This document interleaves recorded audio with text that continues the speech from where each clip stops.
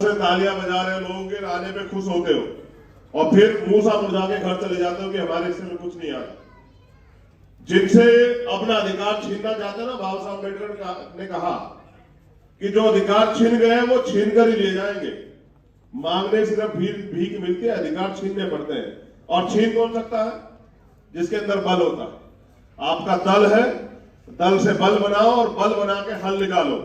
जिन समस्याओं के लिए दूसरों के आगे हाथ फैलाते हो ना, वो समस्याएं हल करने की ताकत आप में है। ये लोकतंत्र है और इस लोकतंत्र में बनाने के साथ ये तय हुआ था कि जिसकी इतनी संख्या भारी उसकी उतनी हिस्सेदारी।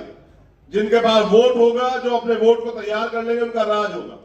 और लोकतंत्र बना इसलिए कि अमीर ही राज नहीं करेंगे, गरीब का बेटा भी आएगा, मेहनत करेगा, संघर्ष करेगा, अपने समाज के लिए कुछ करके दिखाएगा। अमीरों ने लोकतंत्र में पाबंदी लगाई कि गरीब का बेटा इसमें घुस ना पाए। उनको पता है कि अगर पैसे की लाइन नहीं खींचेगी, पैसा प्रायोरिटी नहीं होगा, तो गरीब आदमी भी मेहनत करके आगे बढ़ जाएगा। आज राजनीति में दीवार खिंच गई है। दिल्ली के लोगों को भी सुन लो, उनको लगता है कि पैसे वाले आगे बढ़ सकते हैं। और मैं कहता हूं कि जिसके दिल में सच्ची तमन्ना वो आगे बढ़ सकता है।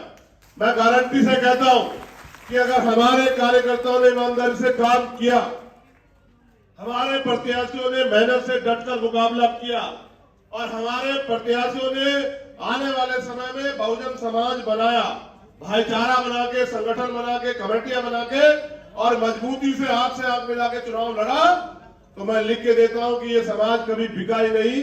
जब जब रहबरों ने, महापुरुषों ने आदेश दिया, आवाज दी, ये खड़ा हो गया और इसने साबित किया कि ना हम झुकेंगे, ना हम रुकेंगे, ना हम इस आंदोलन को कमजोर पड़ने देंगे। तो दिल्ली के जो लोग यहाँ मौजूद हैं, मैं उनसे कहना चाहता हूं, हमारे नौजवान नेता मेरी बात पे गौर करें। आंदोलन समर्पण से चलता है, आंदोलन संघर्ष से चलता है। आजादी कीमत मांगती है, अधिकार बलिदान मांगते हैं। अगर आप में वो देने का हौसला है तो आप जीतोगे, कामयाब हो जाओगे, वरना आप जैसे बहुत आए और हिम्मत हार के चले गए। अगर आपके अंदर समाज को देने की भावना है तो फिर ये इतिहास, कुदरत आपको देगी। अगर आप अपने लिए कुछ चाहते हैं तो आपके हिस्से में कुछ नहीं आएगा। जिस चीज के पीछे भागोगे वो नहीं मिलेगी।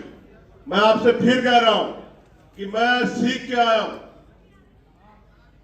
15 दिन मांगता हूं उसे, सिर्फ 15 दिन। 15 दिन के बाद 10 साल तक एक दिन भी परिवार और व्यक्तिगत जीवन के लिए छुट्टी नहीं करूंगा। 10 साल पूरी जी जान लगा के इस आंदोलन को और दिल्ली तक लेके आऊंगा, प्राइम मिनिस्टर की कुर्सी तक। ये आज वादा कर रहा हूं साहब के आंदोलन के। एक दिन भी नहीं गद्दारी करूंगा, एक दिन भी नहीं रुकूंगा और गर्दन नहीं झुकने दूंगा आप लोगों की। लेकिन मैं जितनी सच्ची ईमानदार से लगा हूं, आपसे भी सहयोग चाहता हूं। मैं नहीं चाहता कि आंदोलन झुके, कमजोर हो, ये आंदोलन बदनाम हो, ये आंदोलन की मजाक बने। लेकिन जितनी जिम्मेदारी मेरी उतनी आपकी भी बैठती है। अगर मैं 24 घंटे दे रहा हूं तो कम से कम 4-6 घंटे आप भी दें, रोज दें। अगर जितना संघर्ष करोगे उतना ही मिलेगा सर। अगर आप ये सोचते हैं कि आज संघर्ष कर लिया 1 साल 10 साल तक मिलेगा, नहीं मिलेगा सर। रोज संघर्ष करना पड़ेगा, मेहनत करनी पड़ेगी, आंदोलन करना पड़ेगा और अपने संगठन को मजबूत करना पड़ेगा। जिसको जिम्मेदारी दी है, कार्यकर्ता की इज्जत करनी पड़ेगी, उसको वैल्यू देनी पड़ेगी, उसके साथ खड़ा होना पड़ेगा, उस कार्यकर्ता के विश्वास को मजबूत करना पड़ेगा। और जो नालायक लोग हैं, जो चेहरा दिखाने वाले लोग हैं, उनको संगठन से निकालना पड़ेगा सर। जो सिर्फ और सिर्फ जो है चाटुकारिता करते हैं, उनको निकालना पड़ेगा। उन लोगों की जरूरत है जो काम करना चाहते हैं। क्या तो तय करो कि गुलामी के जीवन में जीना चाहते हैं, या फिर तय करो कि हम गुलामी का जीवन काट के जाएंगे सर। आपको क्या लगता है, बाबा साहब वापस आ जाएंगे क्या?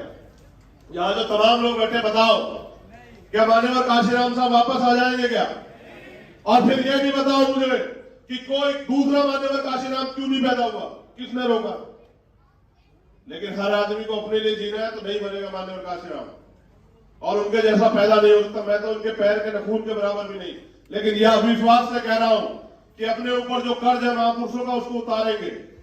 उस कर्ज को नहीं रखे जाएंगे। जब जीवन से खत्म होगा तो ये नहीं कहेगा कोई कि अधूरा रह गया है कुछ। अपने जीते जीवन में इस आंदोलन को आगे बढ़ा के जाएंगे। अब दिल्ली के लोगों सुन लो, आपसे बहुत जिम्मेदारी की बात करनी है। दिल्ली में बहुजन समाज की आबादी सबसे बहुत ज्यादा है और आपसे मुखौटे दिखा के, बाबा साहब की बात करके लोग वोट लेके गए। और कितने ऐसी समस्याएं जिनका हल नहीं हुआ। मैं गिनवा दूंगा अभी आपको। लेकिन आप ये बताओ, क्या आपकी समस्याओं का हल आप खुद नहीं कर सकते हो? जब वोट का अधिकार आपके पास है, वोट आप तैयार करके समाज को तैयार करके आगे बढ़ा सकते हो। एमसीडी का इलेक्शन आ रहा है, जब आप अपने वार्डों से जीत सकते हो तो फिर आपको किसी की और पास जाने की जरूरत पड़ेगी क्या? बताओ। देखो दिल्ली में, सुनो, दिल्ली में रविदास मंदिर आंदोलन हुआ, बहुत सारे सीनियर लोग बैठे हुए हैं यहाँ। ये सरकार कहां थी जिसकी जो अभी यहां सरकार है दिल्ली में? ये एमसीडी वाले कहां थे? नहीं थे ना आपके साथ? सीए एनपीआर एनआरसी का आंदोलन हुआ, आप मुझे बताओ। या मुस्लिम समाज के जिम्मेदार हमारी पार्टी के भी नेता हैं और समाज के जिम्मेदार लोग भी आए। जब सीए एनपीआर एनआरसी कानून लागू हुआ और यहाँ शाहीन बाग का आंदोलन चल रहा था, और रोज कभी कोई तमंचा लेके, कभी कोई लाठी लेके जाके, और तमाम तरह से जो है मुसीबतें खड़ी थी। आप बताओ ये सरकार कहां थी? दिल्ली की सरकार आपके साथ खड़ी थी, आपके खिलाफ खड़ी थी? ये सरकार के मुख्यमंत्री तो कह रहे थे कि हटवा दो, जाओ दिल्ली की पुलिस आपके हाथ में, केंद्र सरकार जाओ हटवा दो। और जब दिल्ली में अन्याय हुआ दिल्ली के चुनाव के बाद, आप बताओ ये सरकार कहां थी? और ये सरकार का मुख्यमंत्री बैठ के गृह मंत्री के साथ मुस्कुरा के 3 दिन बाद हमारे साथ, हमारे लोग साथ जो अन्याय हुआ वहां मुस्कुराता वक्त पीछे कर रहा था। किन पे भरोसा कर रहे हो? ये आपका भला करेंगे? ये जो बाबा साहब की तस्वीरों की बात कर रहे हैं, बाबा साहब के कौन से आंदोलन को आगे बढ़ा रहे हैं? बाबा साहब की कौन से विचारधारा को आगे बढ़ा रहे हैं? इन्होंने हमेशा छल किया है, हमारे महापुरुषों की तस्वीर दिखा के, झाड़ू दिखा के हमारे लोगों को लूटने का काम किया है। अब इनकी बातों में नहीं आना हम लोग।